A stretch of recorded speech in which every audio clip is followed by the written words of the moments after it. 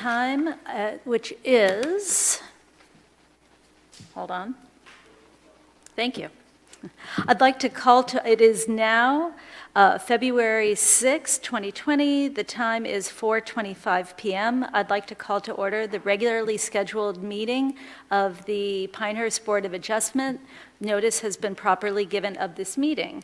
I'd like to notate that we have a quorum present. We have our permanent members, Leo Santawasso, Joel Schreiberg, Cindy Burnett, and myself, Julia Latham.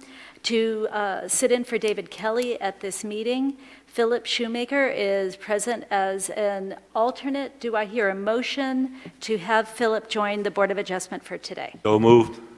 Second? Second. Moved by Leo, seconded by Cindy. All in favor? Aye. Opposed? Motion made and carried. Philip, welcome to the Board of Adjustment for today. Thank you for being here.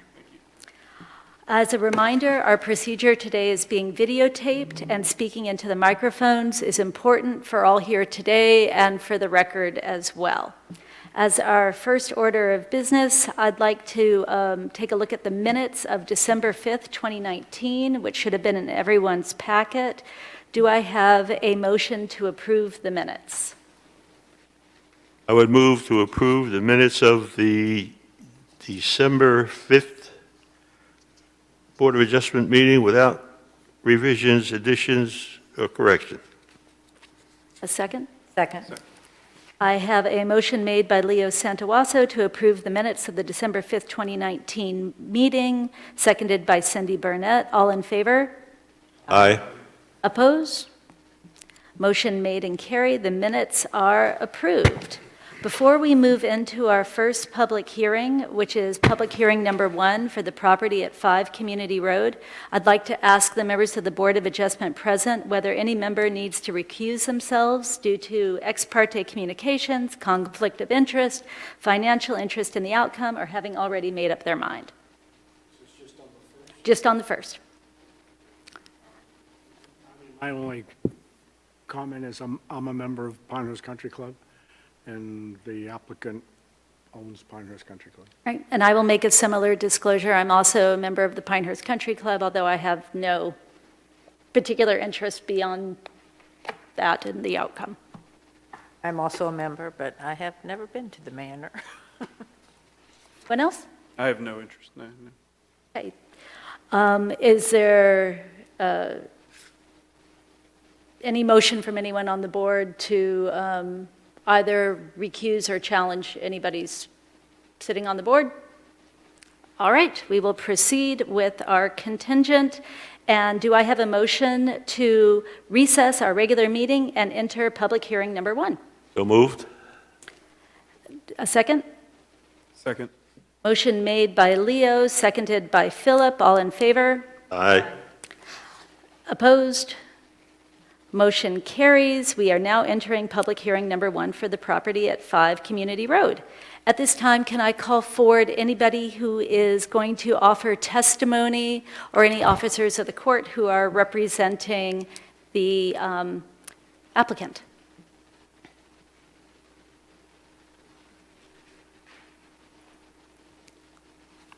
Oh, you can stay right here. Oh, okay. Can I ask you, welcome. Can I ask you to raise your right hand? Do you swear that the testimony that you offer us here today will be the truth and nothing but the truth? Thank you very much. Have a seat. James. Oh, can I also ask you for your names and addresses, Leo? Do we need for this? Huh? Do we need addresses for this, or their role as applicant? Names and relationship to the applicant or the property owner. Thank you. My name is Calvin Berkeley. I am the project director for the resort. My name is Don Tice. I'm with Tice Keister Architects, and we work with the resort as a consultant. I'm Perry Harrison. I'm with LKC Engineering, and I work with the resort as a consultant. Thank you. As a reminder, Give me two, please. oh, Alex. Alex, do you swear that the testimony you're offering today will be the truth and nothing but the truth? Yes, ma'am. Thank you. As a reminder, the Board of Adjustment's decision today must be based on competent material and substantial evidence that is part of the record. At this time, I'll turn the floor over to Alex to read the request into the record and provide us any backstory on this application. All right, thank you. And again, this is public hearing number 1, and the purpose of this public hearing is to receive testimony for a variance request from section 9.7.1.4 subsection C, sign regulations. And this particular request is to vary the maximum allowed wall sign area for the property at 5 Community Road, further identified by Moore County parcel ID number 0024847. The property is located within the VMU Village Mixed Use Zoning District, as well as in the Local Historic Preservation District overlay. And the property is owned by the Resorts of Pinehurst, Inc., and they are the applicants, and they are requesting a variance from the 6 square foot maximum wall sign area to allow for a approximate 10 square foot wall sign. Within your guys' packet, which is now entered into the record, which includes exhibits A through K listed as the application, the applicant's hardship description, proposed sign rendering, proposed sign elevation, site plan showing the proposed location of the sign, photos of old, I'll just list these down, photos of the old Pinehurst Fire Station sign with approximate dimensions, photo of Pinehurst Brewery sign with dimensions, photo of the existing Tater Barn sign with dimensions, photo of Hughes Plumbing sign, and photo of the Rescue Squad station sign, all with approximate dimensions. Also, Exhibit K will be the staff report, which was prepared for you guys. And also, the final item to be entered into the record at this time is a draft board decision, which you guys can use in making your decision after the public hearing has been held. Again, the property is located at 5 Community Road. It's owned by Pinehurst LLC. It's also located within the Local Historic Preservation Overlay District. The property is approximately 0.929 acres in size. It is located at the intersection of Community Road and Magnolia Road. And the Village Mixed Use District is established as a pedestrian scale district which caters to everyday needs of nearby neighborhoods. And this does allow for a mixture of primary land uses within same building development site and emphasizes accessibility by automobiles, bicycles, and pedestrians. The Local Historic Preservation District is really established for the purpose of preserving the village's heritage and safeguarding its special character by preserving the district as a whole and any property therein, and make sure it embodies the important elements of its social, economic, cultural, political, or architectural history. Signs are usually an administrative review by village staff if they meet the requirements. The proposal here by the applicant does not meet the base zoning requirements within the Pinehurst Development Ordinance, which herein lies the request before you.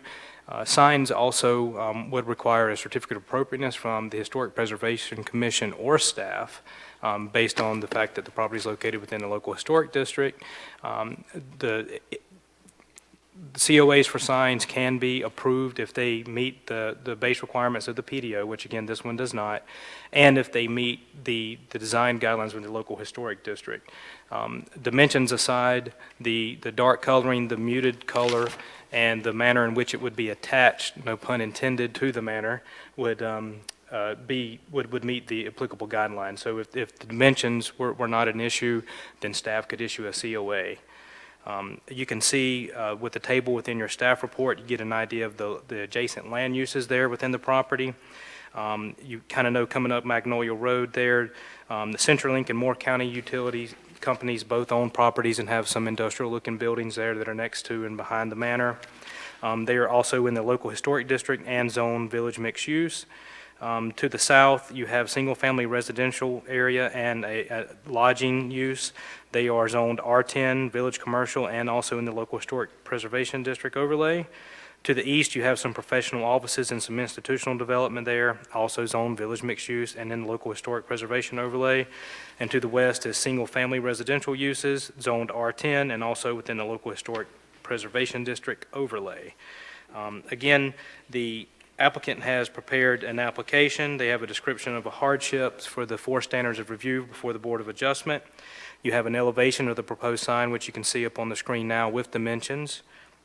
A site plan, which was also included by the applicant, kind of gives you an idea of the distance of the front entrance, the proposed location of the sign, which is above the covered entry there in the porte cochere, which is again at the very wide right-of-way intersection of Magnolia Road and Community Road. Photos of the existing signs nearby, as mentioned and entered into the record. The applicant has gone out in nearby area and kind of given some base approximate dimensions. I'll let them touch more on that when we turn the floor over to them. I will verify that all the properties that they did prepare photo exhibits of are also located within the Village Mixed-Use Zoning District, so the same standards apply to those buildings and as does to the proposed property here before us. It might be important to note that, again, the maximum wall sign area within the Village Mixed-Use District is 6 square feet, and you're allowed 1 per street frontage. So in lots that would have 2 street frontages, which this one currently does, 2 wall signs could be afforded at maximum of 6 square feet each.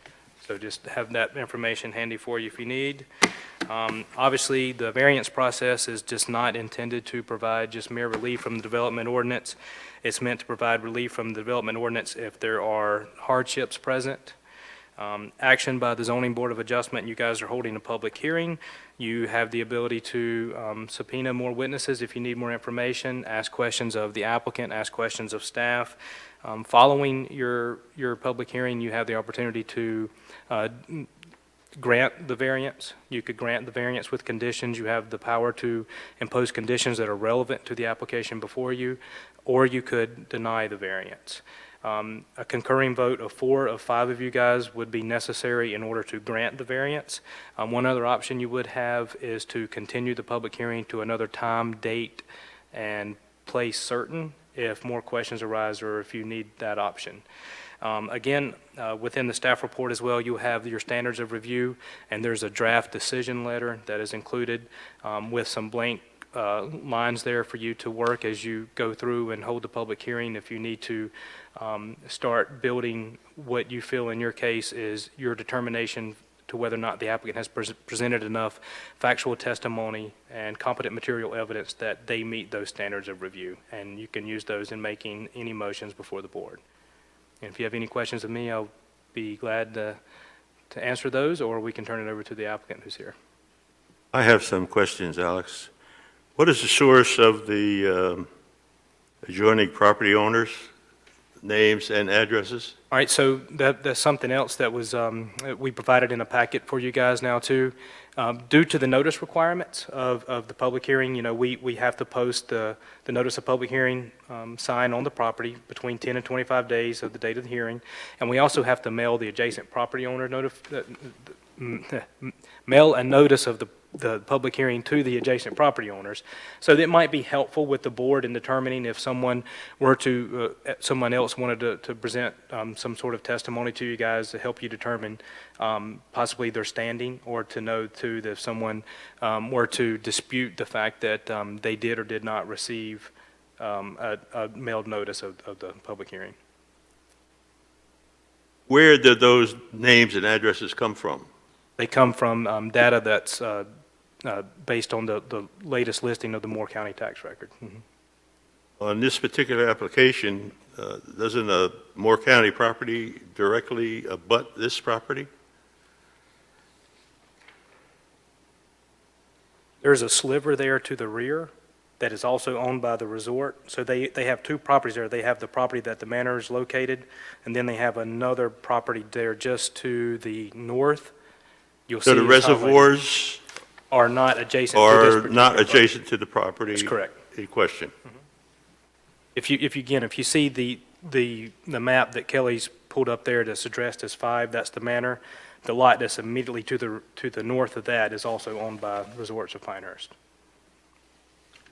The pictures that were taken and presented with respect to other signage in the area on other buildings, there's only one property that has been noted as having achieved a variance or approval for the sign on that building, being the Pinehurst Brew Pub. Mhm.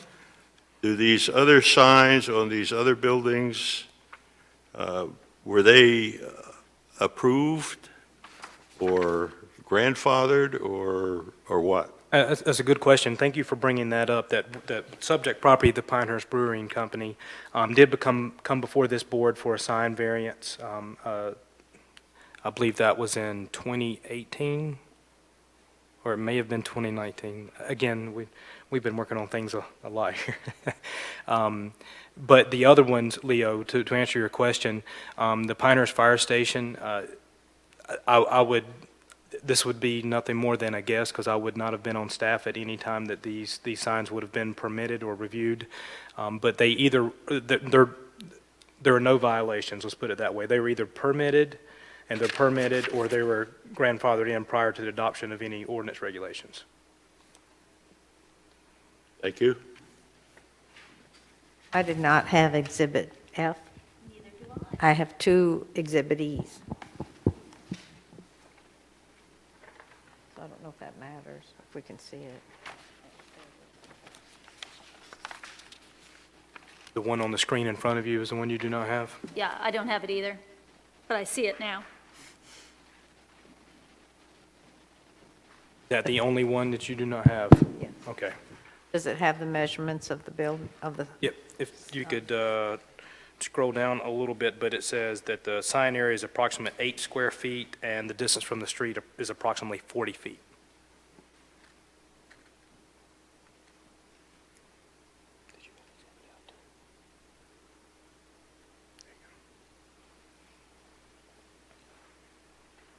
Are there any other questions for Alex at this time? All right, then let's turn the floor over to our applicants, please. What you see in front of you is what we're proposing. Go on. Can you hear me? Is this? There you go. Yeah, okay. What we're proposing is to have some simple letters, dark colored, on the porte-cochere, on the front facade of the porte-cochere that's on the front of the Manor Inn.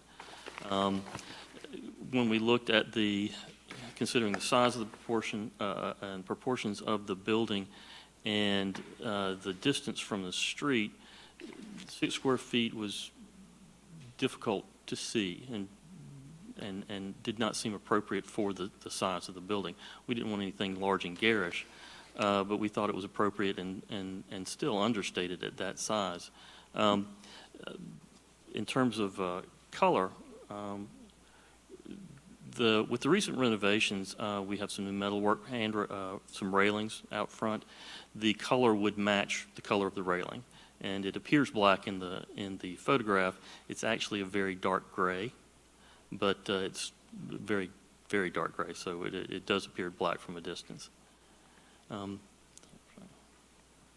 The Manor Inn dates back to 1923, and it's on the corner of Magnolia and Community Road, which are 2 of the original roads laid out for Pinehurst.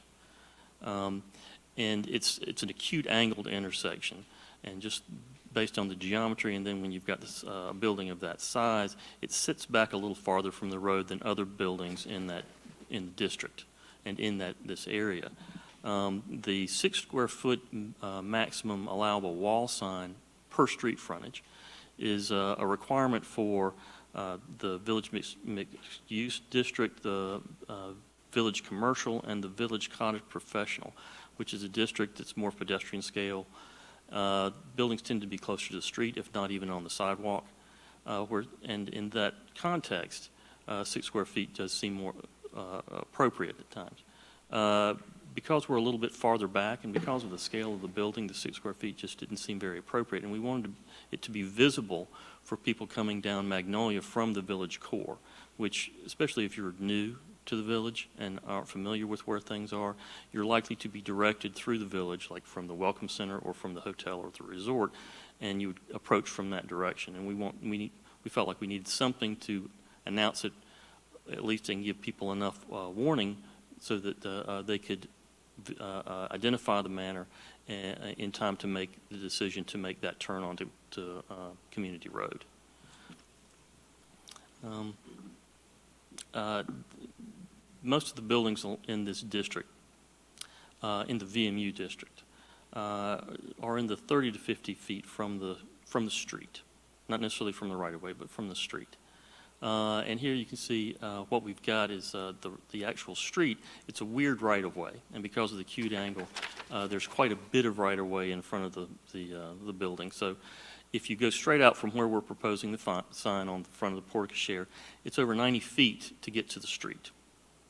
Even at an angle, at the closest point, it's over 60 feet, and that's even at an angle. And if you're going west on Community Road, you're not going to be really, your cone of vision does not really take that into your line of sight. And again, this is primarily to address the frontage of the building, the front facade. We're only asking for one sign as opposed to one per street frontage. This is a blow-up of the zoning map. The area in gray is the village mixed-use area. And went around and did a rough inventory of some of the other signs in the district to make sure that they were what was consistent, what was typical for the area. This is the brewery, and this I was aware that this had gotten a variance to get this wall sign. It's approximately 8 square feet. And as a disclaimer, these approximations for the wall signs are based on standard photographic evidence and standard building material sizes, because essentially counting bricks, you can tell how big something is. And then for distances off the road, using computer GIS aerial data, you can approximate how far a building facade is off the road. This, again, Pinehurst Brewing Company, it's approximately 8 square feet. And it's only about 30 feet off the road. We've got the Pinehurst Fire Station, the old fire station, and that's approximately 8 square feet as well. The Tater Barn, which is approximately 20 square feet. When you get into things like this, a standard rule of thumb, the standard width of a door is exterior door is typically 3 feet. So you can estimate the size of something based on that. We've got Hughes Plaza, which even that is approximately 12 square feet, and then the rescue squad. So there are other precedents within the district for a larger sign, and these are closer to the road. And what we're trying to achieve is something really like this, and this is a mock-up, and the letters are actually on there. They're just in the shadow of the porte-cochere, but we really didn't want anything on the face of the building that you would see on a hotel in any sort of, or motel in some sort of elsewhere. We thought that this was more appropriate, more to the scale of the district. But getting back to the reason for the variance and what we see, the hardship is that we want to be seen and we want to be identified, especially by people who haven't been here before, so that they can identify the building.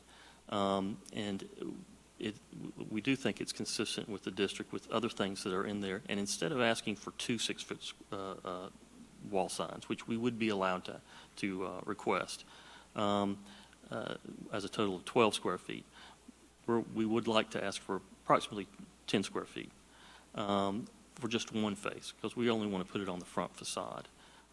We do think that it is appropriate in terms of the scale and the context of the building and the district, and hope that you will view it similarly. But do you have any questions, or would you want to hear anything from either the resort representative or the architect? Looking at the picture that's on the screen, what color are the letters, the manor, Well, actually shown on that drawing? Or not drawing, it's a picture, but the intent, for that rendering, the intent was to show essentially a black lettering, but in a photographic. So it is close to what the actual okay. color would be. That's under a roof overhang. It is under a roof. Probably in shadow a lot of times. Yes. Will it be lit? At night, it would be lit externally, either from the soffit or from a ground light in the plant bed in front. They can do that, right? Externally illumination is allowed, internal illumination is not allowed. And I apologize for the photograph. The photograph does, the contrast compensation for, with a lot of cameras makes it harder to read the letters. Well, that's why I ask if it's going to be lit at night. Because there's a lot of other lit people walking around town that probably won't notice it unless it's lit.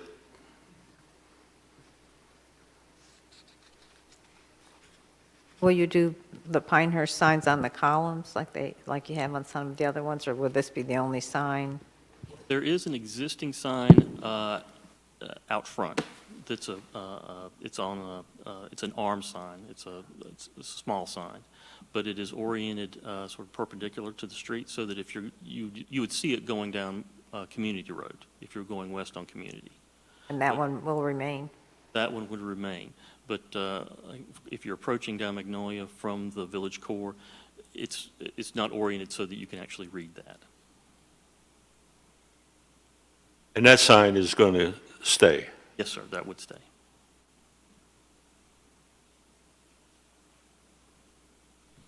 Any other questions? I have a question.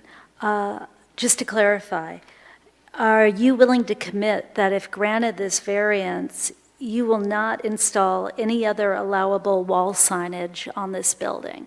In other words, if you're granted this variance, you will not Come back. come back and say, hey, that's 6 feet on the side. That would be great, too. Yeah, the intent is to just do this front one. Yes, we would commit that we would only do this. Okay, thank you. And that could be an option if the board want to discuss placing a condition on the approval of a variance. The application to HPC is not going to be a condition of this. It would be required anyway. The staff or the HPC could not even consider an application before them if it did not meet the requirements of the development ordinance. So sort of, this would have to come first, or they would have to submit a 6 square foot wall sign along with the application for a COA. But that shouldn't be a condition of any action we take. It would, if they were to get granted a variance and then have a sign permit issued, the sign permit couldn't be issued until they got their COA. Thank you. Any further questions? Just one, I don't believe, I've driven through here many times, but there's not an abundance of wayfinding signs to the manor, correct? Other than your sign out front existing? Thank you. Other questions? Okay, do I have a motion to close the public hearing and re-enter the Board of Adjustment meeting? Motion made by Joel, Second. second by Cindy. All in favor? Aye. Aye. Opposed? The motion carries. We'll now close the public hearing and enter the Board of Adjustment meeting. To summarize the facts before us. Oh, thank you. I always forget that because it's not in my notes, but I've already closed. I move that we open the public meeting to see if there's any members of the neighborhood that have something to add. Thank you. Cindy has moved to reopen the public meeting to see if there are any members of the audience who have any input on this variance. Do I have a second? Second. Seconded by Leo. All in favor? Aye. Aye. Thank you. Opposed? Okay, our public hearing is reopened, and at this time, I will ask our members of the audience if anybody would like to come forward and give testimony on this application. No? Okay, great, thank you. Do I have a motion to close the public hearing and re-enter our regular meeting? So moved. Thank you, Cindy. Do I have a second? Second. Thank you, Philip. All in favor? Aye. Aye. Opposed? Okay, we have closed the public hearing and have re-entered our regular Board of Adjustment meeting. To summarize the facts before us, we have an application for a variance from sign regulation from Section 9.7.1.4C and sign regulations. This is for a wall sign. The ordinance calls for a maximum square foot for wall signs, and the applicant is applying for a variance to allow one 10-foot square foot wall sign for this property. Is there any discussion by the board at this time on the application?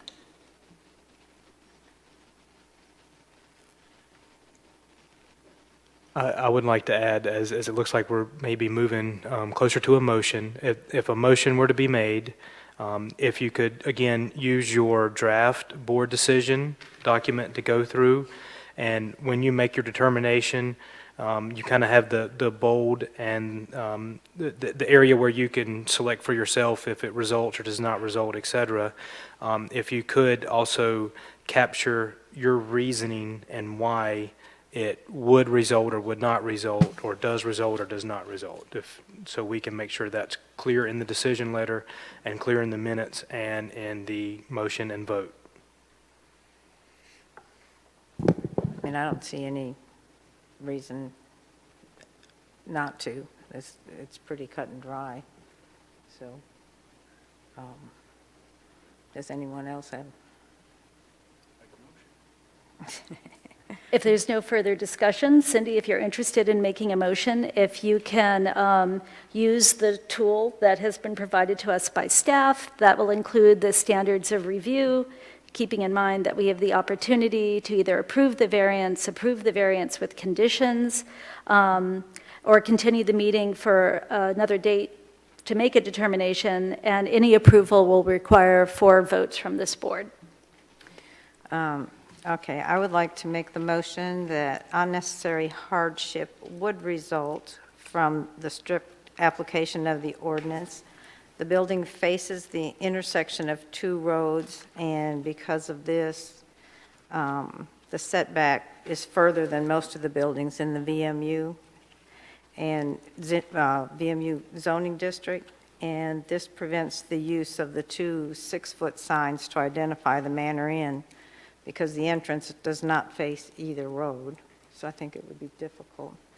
The hardship results from conditions that are peculiar to the property, and that is the placement of the inn in relation to the intersection and the placement of the entrance in relationship to each road. The 6-foot sign is not as, does not work as well for the placement of the building. And the hardship did not result from actions taken by the applicant or the property owner. The hardship did not result from actions taken by them. The Manor Inn was built in 1923, so that was a little bit beyond your control. So I think the request for the variance is consistent with the spirit, purpose, and intent of the ordinance, such that public safety is secured and substantial justice is achieved. I think this is the best solution to identify the Manor Inn to citizens and to visitors coming down those roads. Any conditions? Do you want the condition about no additional 6-foot signs in the future? If you don't put it in, then I am going to move to amend your motion to include it. Okay, then I'll put a condition in there that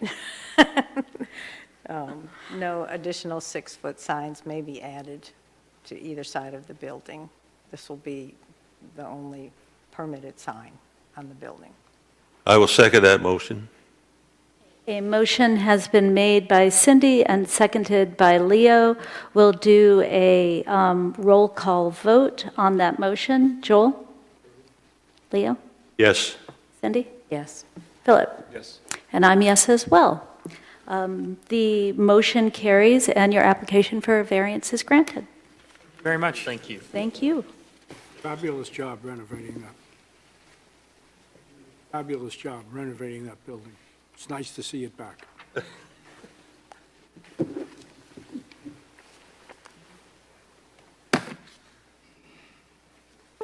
At this time, then, we will move to public hearing number 2, which is the property properly at 100 Page Road.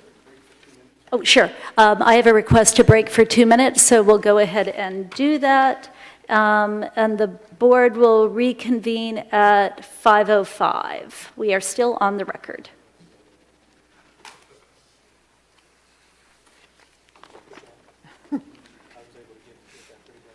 Do you want this?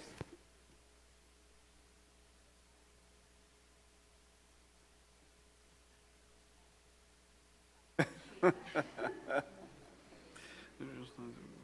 causes you to organize your thoughts. It does. Yeah. Went up to it, huh? I am. But, I had to kind of put the conditions in before, but I don't want it to make it look like I made up my mind. but It kind of helps to have it all. Well, you in. got to do that. Yeah, you do. Yeah. And then you can cross out Yeah. anything you don't want. but I didn't do it for the next one, so. Julia, following the meetings, or the hearings tonight, I'll be in touch with you about coming and signing the document. We're not gonna be able to get that done tonight, I don't think, as usual, but we'll get it soon. I would not do that without your approval like last time, but I think that one But was. I'm giving you permission to, as long as the intent, the, yeah. And that's why we have the safe part of Julia and the one who is keeping the minutes. Uh-huh. Trust me, she keeps me honest. She'll make sure it's right. When are we reconvening? What time? 5:05. You got 3 minutes, 4 minutes.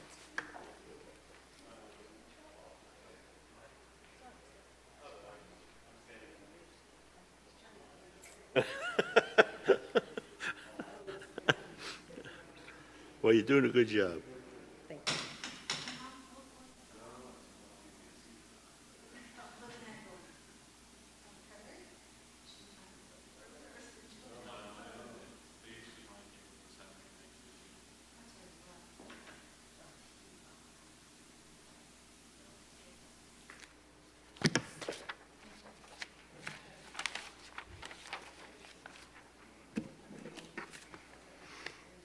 Okay. They did a beautiful job renovating that. Huh? They did a beautiful job renovating Have you been in it? it. Huh? Yeah, just, you know,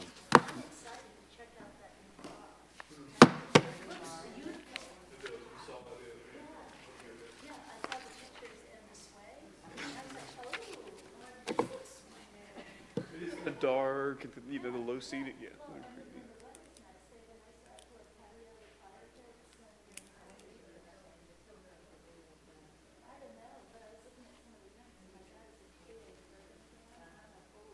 Are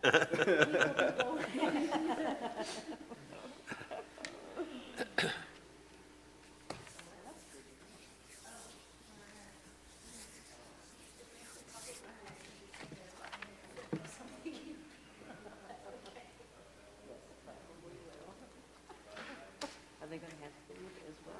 I couldn't really tell Snack food? from the blurb that they had in this way. I hope they will have snacky bar food, Something. because for what they're serving, I'm gonna want something in my stomach. Yeah. Yeah. Even if it's, pita chips, I'm gonna want something else. They can have mix or something on the bar. But it looks just beautiful.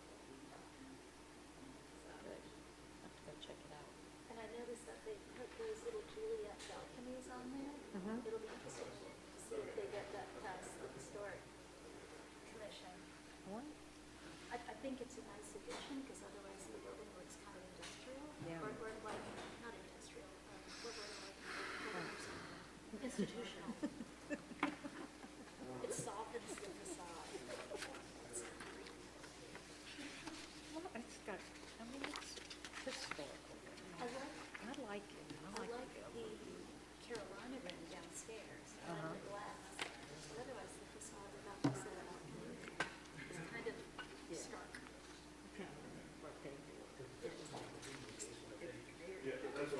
So this little balcony is kind of soft, it's probably interesting It doesn't take that long to remove anything. Thank you, and sorry. Thank you for nudging him for a break, too, because my eyeballs were floating. It's all up to him. Congress, first half of order.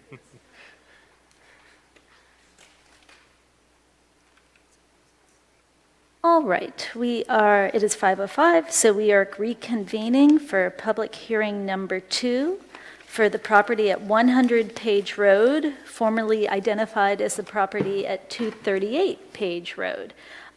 Before we move into the public hearing number 2, I wanted to ask the board if there are any members who need to recuse themselves due to ex parte communications, conflict of interest, financial interest in the outcome, or having already made up their mind.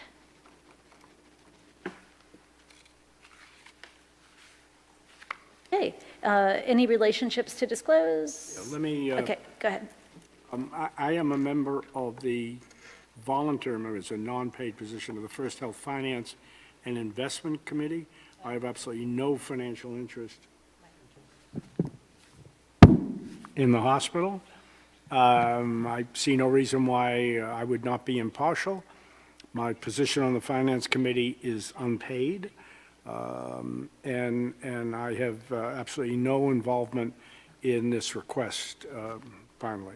But I would welcome, given my history with the hospital, any comments any fellow board members may have on my need to recuse myself. Would it Anyone? make any difference if you were paid? Yeah, no. But that's an ideal, Leo. I'll bring it up at the next finance meeting and see if we can, no, absolutely not. I just want to point out that it's a purely voluntary position at the hospital. Does anyone else have any relationship that they'd like to disclose, or any discussion at this time about Joel's statement? Not at all. Okay, well then, do I hear a motion to recess our regular, thank you, Joel. Do I hear a motion to recess our regular meeting and enter into public hearing number 2? So moved? We have a motion by Leo, a second? Second. Second by Philip. All in favor? Aye. Opposed? So at this time, we have entered into public hearing number 2. Could anyone who is going to offer testimony on this application please come forward at this time? And Alex.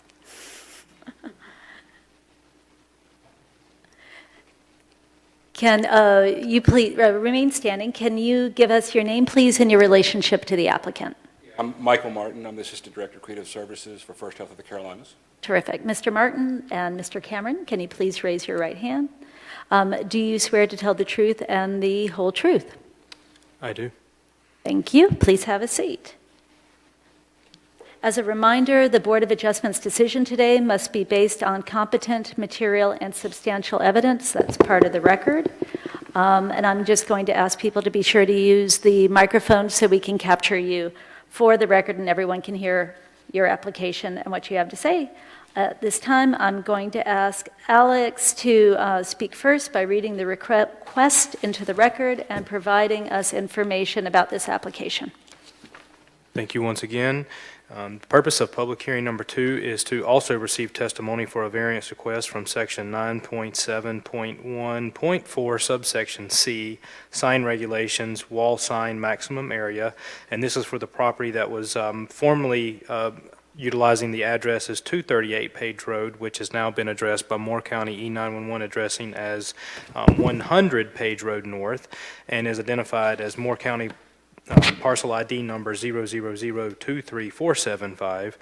This property is located within the HD Hospital Development Zoning District, and specifically the applicant and the property owner, in this instance First Health of the Carolinas, is requesting a variance from the 12 square foot maximum wall sign area to allow for an approximate 37.4 square foot wall sign, and the applicant is First Health of the Carolinas and the property owner is also First Health of the Carolinas, Inc. Within your guys' packet, you received several documents that are labeled for you. Exhibit 1 is something that was presented and submitted by the applicant as volunteer and staff statements. Exhibit 2 is a North Carolina Department of Transportation area traffic volume map. Exhibit 3 are photos of weekday morning traffic. Exhibit 4 is a site plan showing the proposed location of the building and the structure and proposed sign. Exhibit 5 is a rendering of the sign. Exhibit 6 is the variance application. Exhibit 7, which is attached to the back of the application, I believe in your packet, is an updated address map for Moore County E911 addressing. Exhibit 8 is the staff report, which, as was pointed out in the previous public hearing, includes attachments such as area zoning map, aerial map, as well as the property owner, adjacent property owner notifications that were mailed out. And then, of course, you also have your draft board decision letter also in this packet for this request.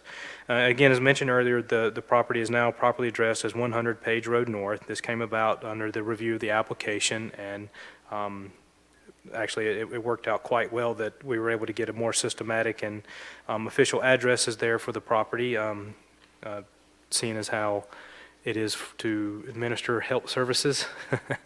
And E911 obviously was instrumental in doing that. The maximum wall sign area for the hospital development district, as stated earlier, is 12 square feet. In this instance, the applicant is proposing to place a 37.4 square foot wall sign attached to the entrance specifically of the outpatient center at First Health Moore Regional Hospital.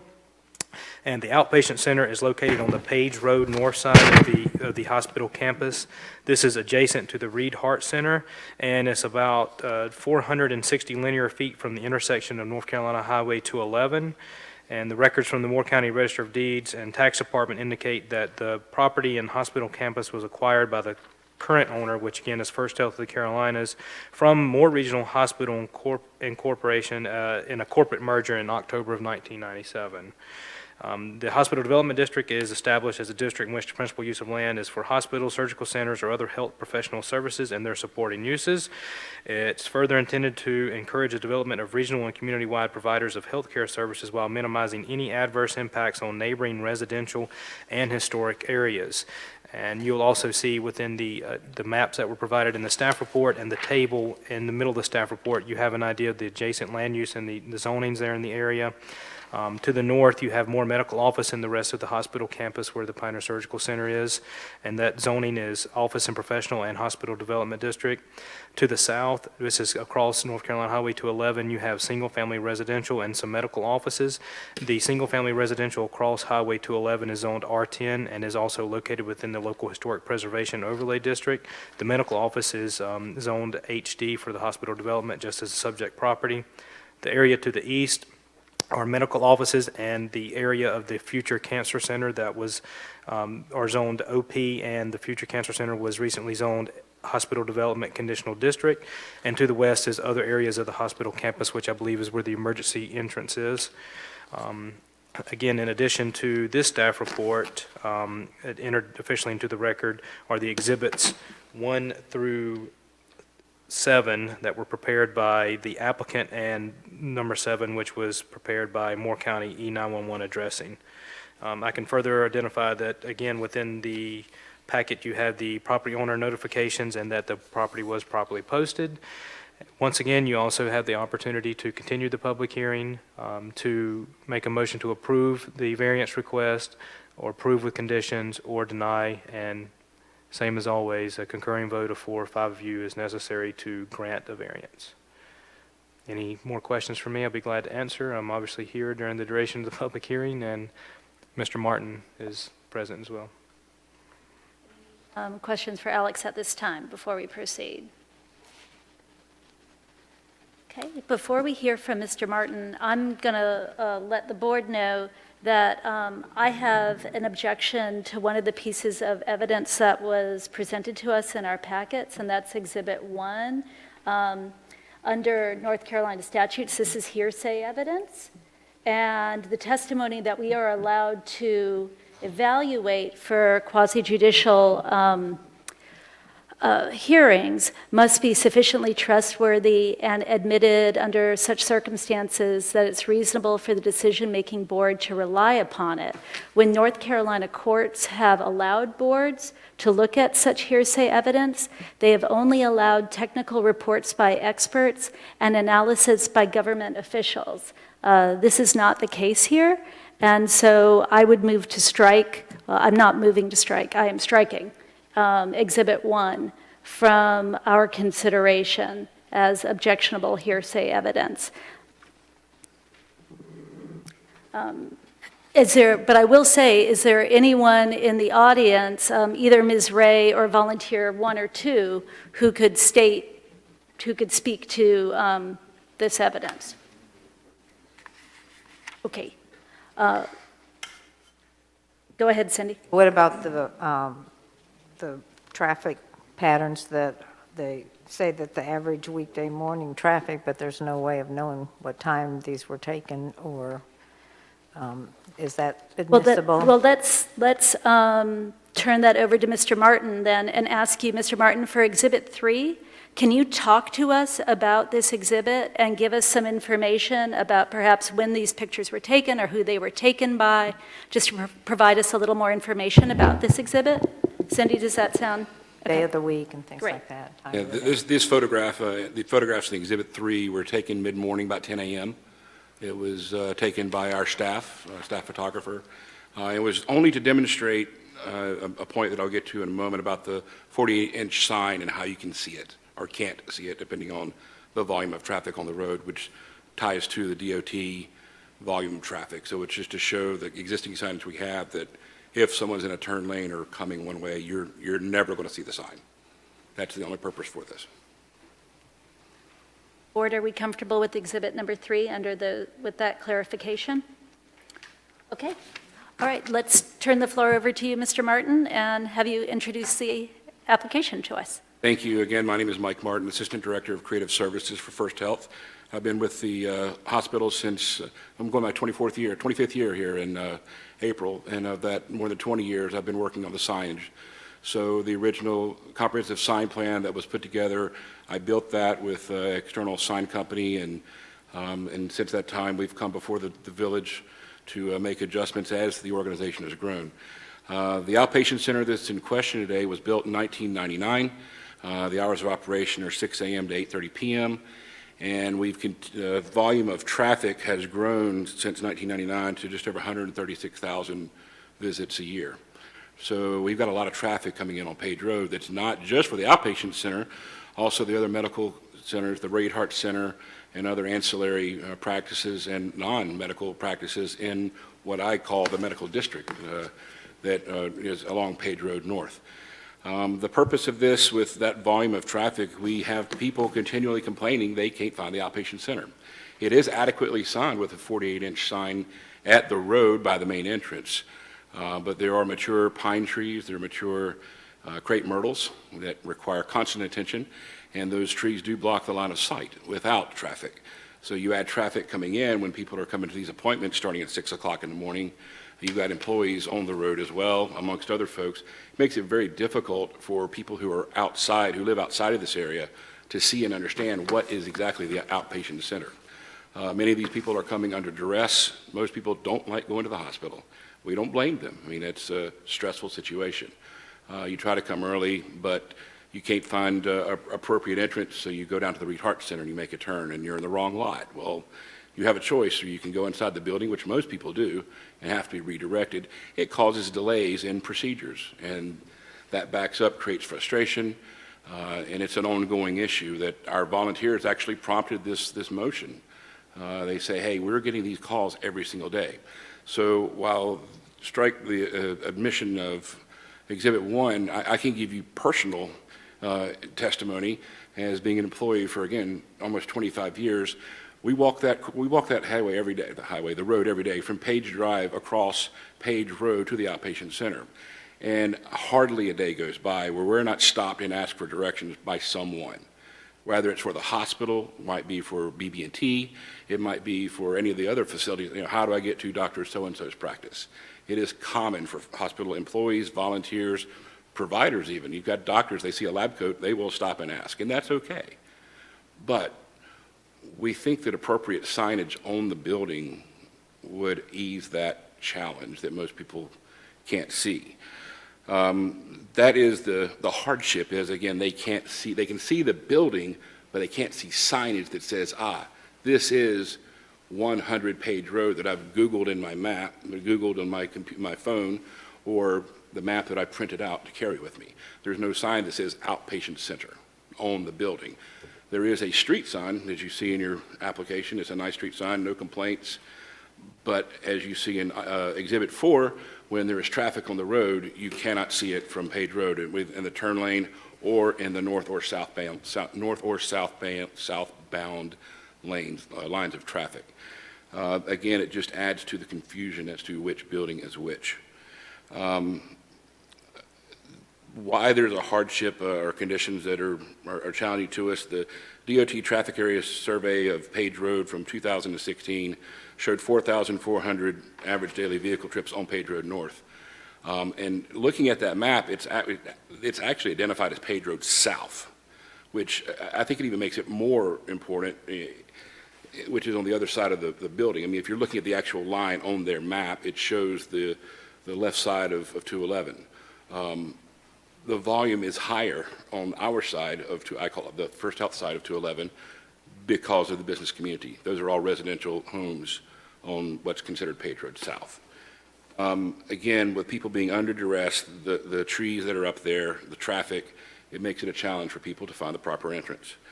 The standard 12 square foot sign could be put on the wall, but if you will see, the United States Sign Council has said that parallel signs on either side of a road are 30% more difficult to see and comprehend for a motorist than a perpendicular sign.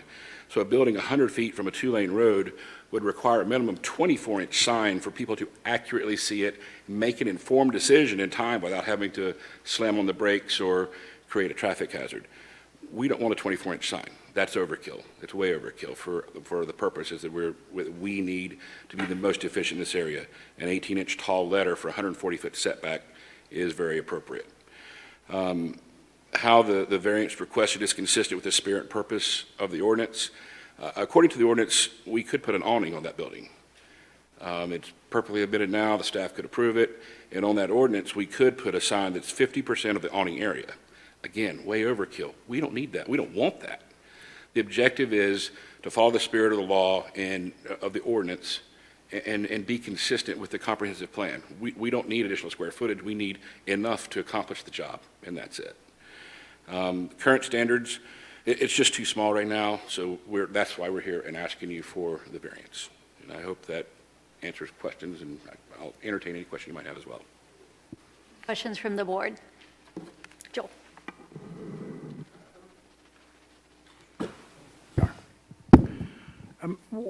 Why are you not applying for a larger sign?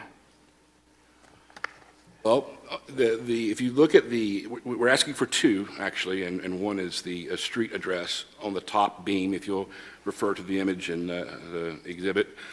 We want the street address there in 12-inch letters, and then 18-inch letters. The height is, the area is like 32 inches total in height, and I think it would just look forced.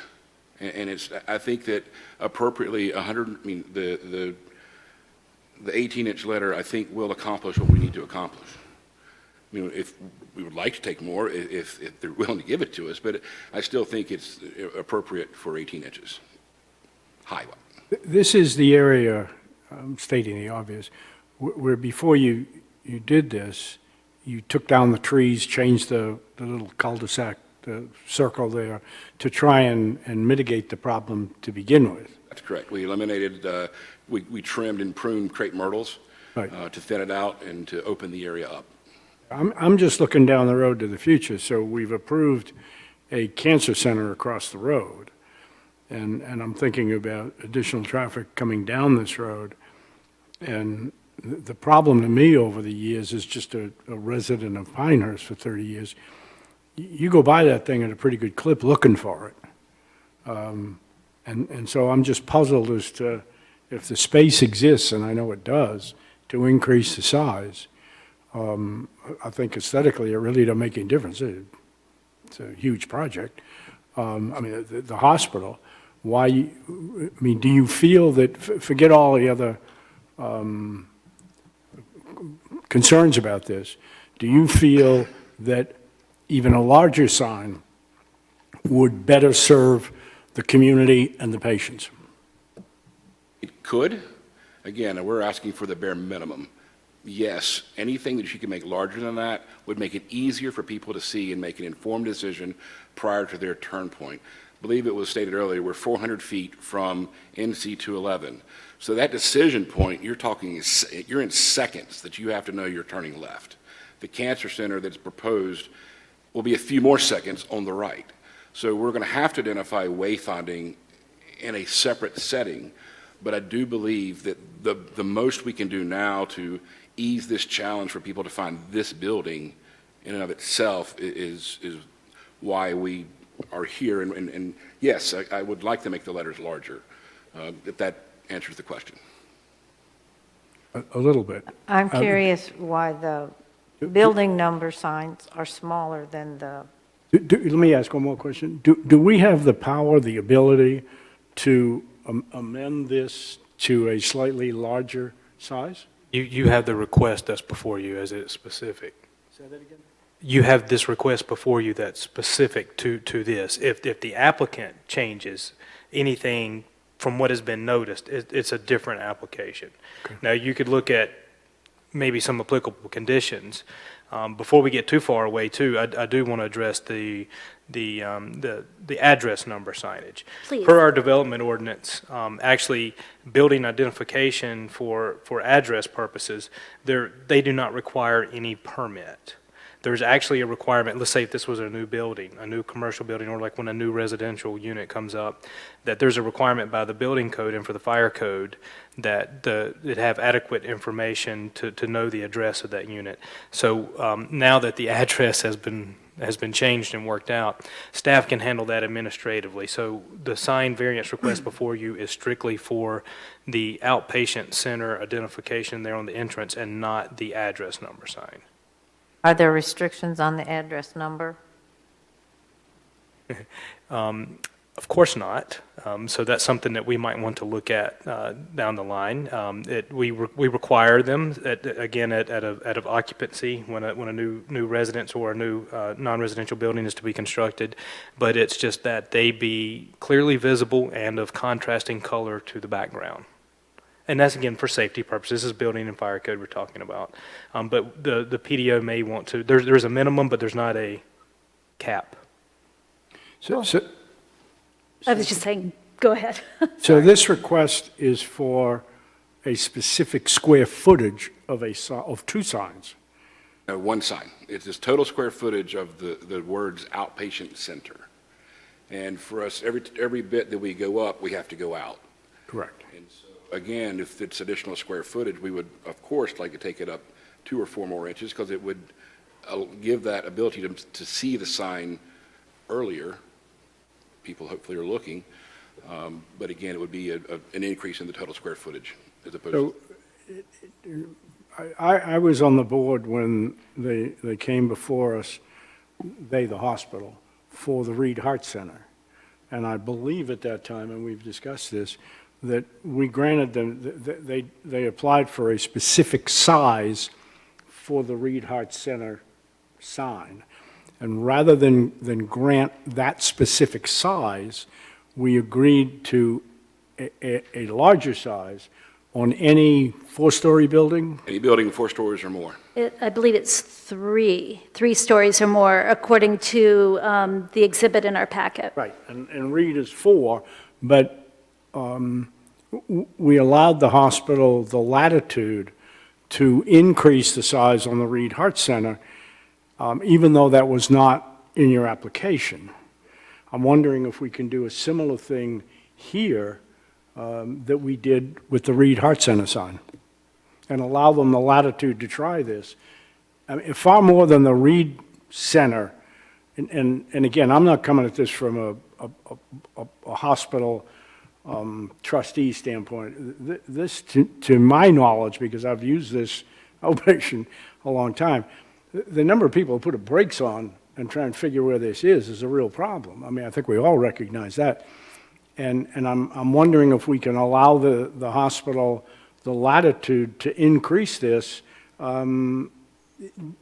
if they see fit from a safety standpoint. I see Alex having a thought. Yeah, and that's something we would be best addressed, not by this board, but in a text change to the development ordinance and handled legislatively through the text amendment process through the Planning and Zoning Board and ultimately Village Council, which is what came about from the Reed Hart Center. And that was, I joined the Village of Pinehurst right on the heels as that was finishing up that process, I do believe.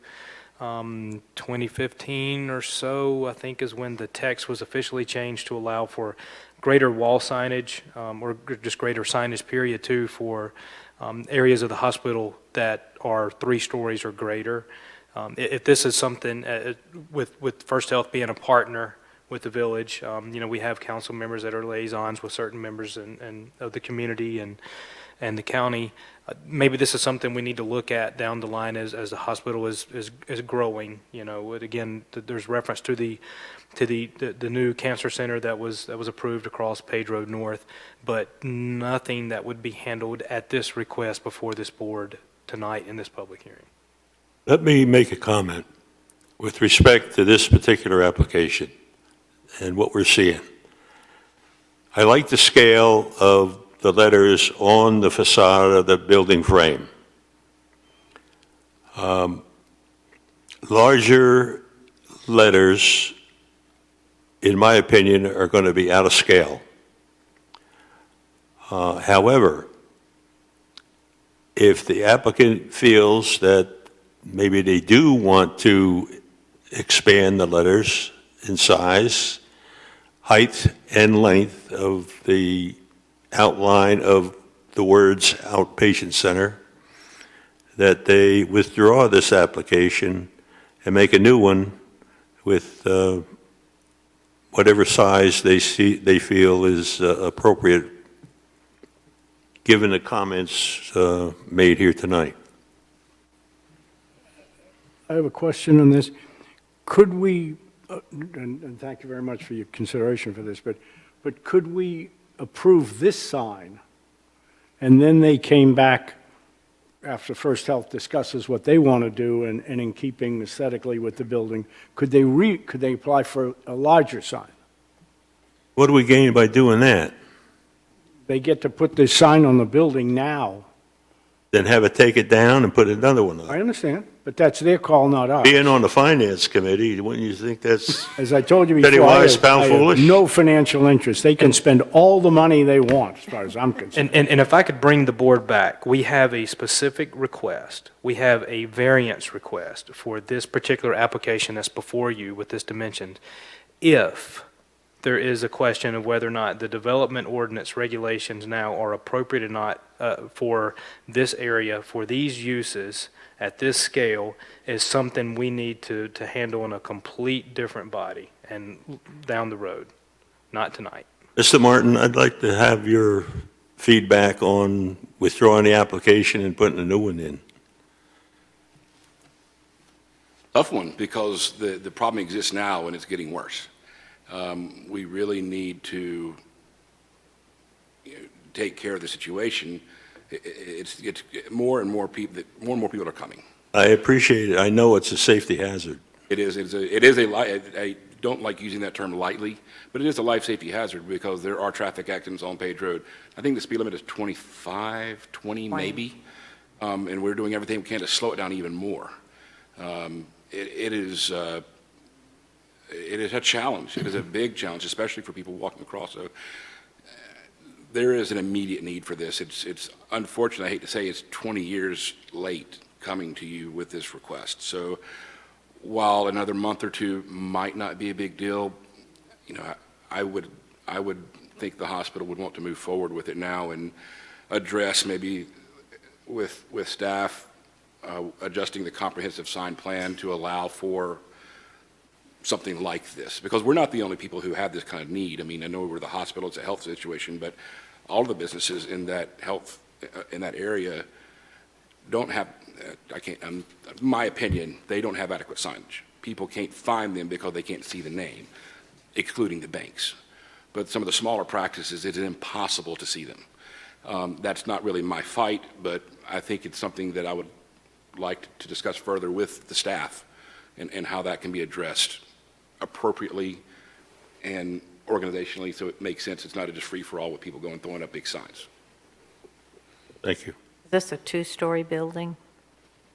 I believe it's actually a three-story, it is a two-story building. It is two-story. Two-story, so it doesn't fall under the other. It does not fall under, no. So I want to make a few comments and suggestions, and I'm going to preface this with, any way we can make this safety issue, mitigated, great. Let's take the right steps to do that and the solutions. I've driven over there as recently as of today, and my really concern is the trees. I don't know who owns the crepe myrtles, but they're not on your property. I guess they're on the right of way. But frankly, between the months of March and October, you're not going to see this sign driving up to it because those crepe myrtles are very mature and they're going to block the view the entire way.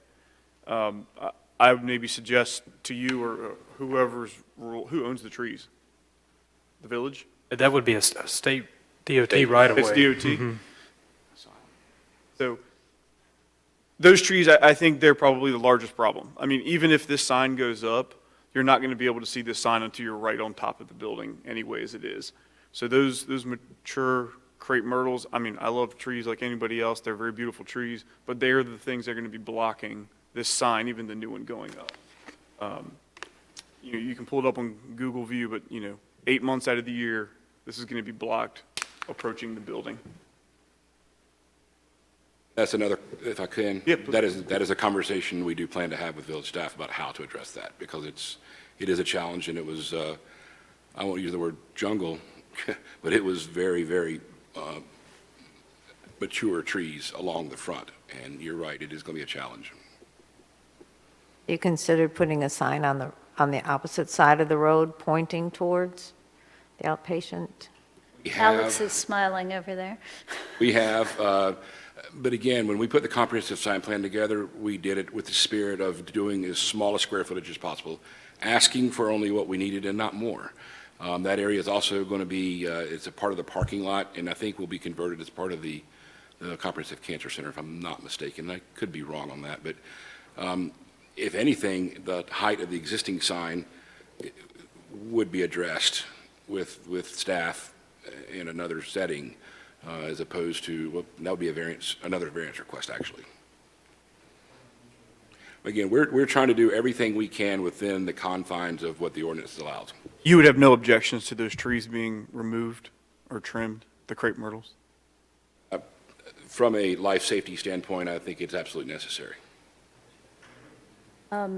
Any other questions from the board? I have one, but is there anyone else? Looks to me on this picture that when you are right in front of the building, you could see the signage because there's no crepe myrtles right in front of it. But approaching, you're saying from either end, it's going to be hard to see. And There's 10 crepe myrtles coming from 211, and there's 2 crepe myrtles coming from the northern side. But either way, I mean, I think coming from 211, I imagine majority of the traffic's coming that direction. It's probably going to be blocked most of the time out of the year. I just want to bring that to everybody's attention. I think the tree issue should be mitigated. Doing this long. I'd just like to make a suggestion that we vote on this and then let people who do this for a living, and I agree with you, do what they think is necessary. They've already taken the trees down in the middle of the circle. They're well aware of the problem. Let them do what they have to do, and then maybe come back at some point in time and change the ordinance so that they could, if they want to spend the money, take this sign down and put up whatever they thought was applicable. if I could direct your attention to Exhibit 3, we'll prove this point about the trees and what you can see. Again, this was taken in January. You can hardly see, you can see the outline of the metal structure of the overhang. So again, it's hopefully the culmination of all the the work being done will make it easier. For my part, I'll echo what Leo said. I think, given the, what we're seeing on Exhibit 5, and given that limitation of the 32-inch crossbeam there, I like the scale, but then again, that's your call. One question I had, you mentioned the confusion as to whether it's Page Road North or South. I've also got confusion about, are we looking at the number 238 or 100? When the application was submitted, it was 238. It's been 238 for all the years that I've done this. But it will be actually 100. Okay, and then I assume on the ground signs too, down below where it says 238 Page Road, that's becoming 100? That's vinyl. As soon as the outcome of this, that will, yes, that will change. Okay, well, I will just note that that is confusing. And having things go from one thing to the other is confusing. And I think that that adds to the hardship in this case. When you're changing the signage, the number of a building, from what something has been to what it was, and you're looking at your Google Maps, I think it's even more important to have an identifiable label, outpatient center, that folks can really see from the road or even from the parking lot as you're cruising around trying to figure out if you're at Reed Heart Center or somewhere else, so you can figure out where you're going.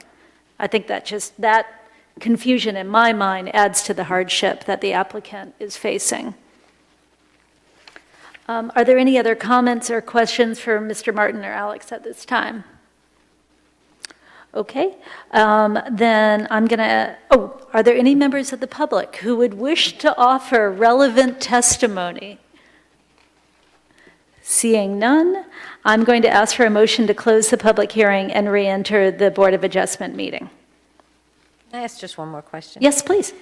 Do you have a standard for your lettering on your signs on the campus? Yes, ma'am. Futura bold medium. Say that again? And the letters are black normally on the building, or they're the 561 green, 424 gray. And we are consistent with even the letter height on all the ground signs, which is usually 3-inch bold Futura medium. For clarification, the Futura, that's the font he was referring to that they use for all this. Thank you. So moved. Thank you, Leo. I have a motion to close the public hearing and re-enter the Board of Adjustment meeting. Second? Seconded by Joel.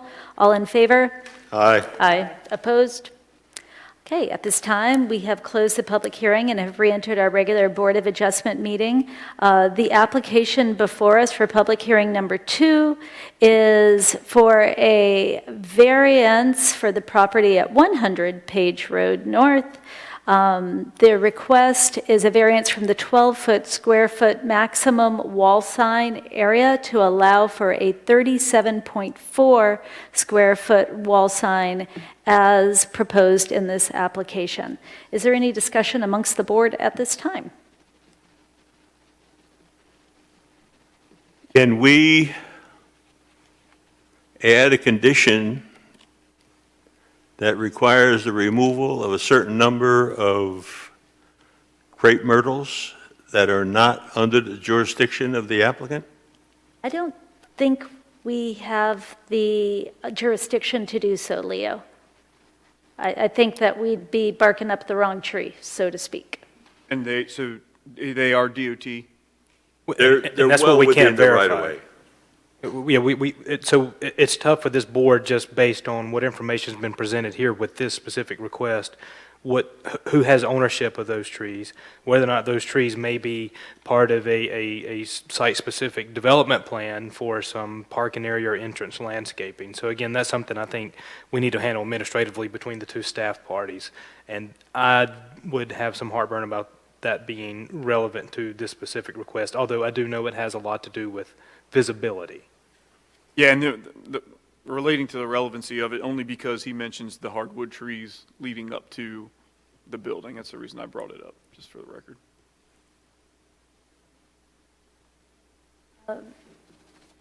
Do I hear a motion before us at this time to review? You all know the standards of review. Alex mentioned them before. We are asked if you're doing a motion to please use our handy-dandy tool at the back of our packet. And keep in mind that we have options before us. We can either approve the variance, we can approve the variance with conditions, we can continue this meeting for another date determined in light of gathering more evidence, and I'll remind you that approval of the variance requires 4 votes. I would make a motion Thank you. to approve the variance as requested for the necessary reasons that a hardship does result from the strict application of the ordinance because it does not provide any means to improve lines of sight that are necessary for safe traffic operations approaching the building. The hardship does result from conditions that are peculiar to the property because of existing vegetation, the fact that a proposed sign would be parallel to the roadway, not perpendicular, where people do not have enough time to react, that causes safety problems, safety concerns. The hardship did not result from actions taken by the applicant. They're trying to correct a problem, and that the requested variance is consistent with the spirit, purpose, and intent of the ordinance, such that public safety is secured and substantial justice is achieved. Alex looks like he'd like a little more information there. Beg your pardon? Why is public safety achieved in your eyes? Improve sight distance.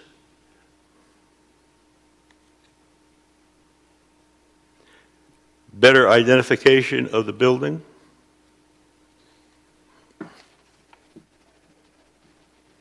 That's it. All right, a motion to approve the variance has been made by Leo. Do I have a second? Second. Seconded by Cindy. We'll go ahead and do a voice roll call. Joel? Leo? Yes? Cindy? Yes.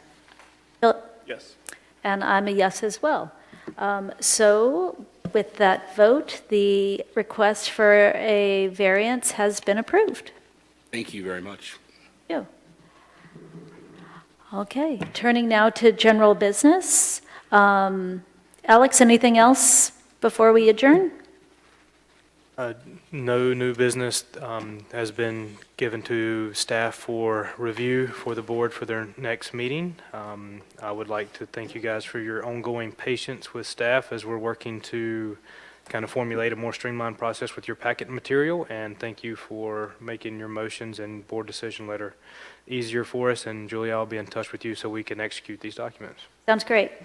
Our next meeting date, if a new matter is brought before us, will be Thursday, March 5th, 2020, 4:30 p.m. It's possible, I'll just put out there, it's possible that I may not be available.